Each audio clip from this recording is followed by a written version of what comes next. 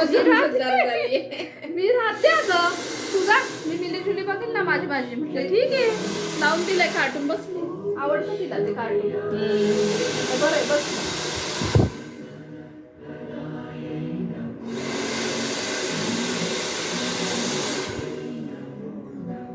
मम्माला पण असं करायचं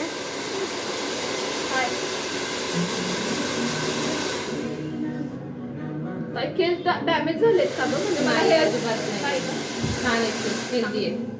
हेअर स्पा पण करायचा आहे तिथून आल्यावर नंतर फिरून आलीच का फिरून मम्मी? आल्यावरच करणार कारण आता वॅक्स पण आहे ना आणि क्लीनअपचा पण विचार करते बघ मम्मी ऐक तर तिला सोडून येणार आहे मम्मी मला सोडून येते ना मम्मी मी पण हेअर स्पा करू शकते मला मार्केटला पण तुला म्हटली ना साडी पण घालायची तेच मी म्हणते आता बघू कसं टायमिंग आणि ती पोरगी घरी सोडली ना ग मी एकटी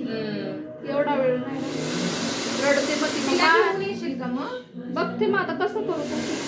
नाही मी आता हिला सोडून येते तुम्हाला आधी वॅक्स तरी करून दे नाही देते की वॅक्स आयब्रोज अपर लिप्स हे करूनच दे मला ती थांबेल नाही का वेळ असं म्हणते हा थांबते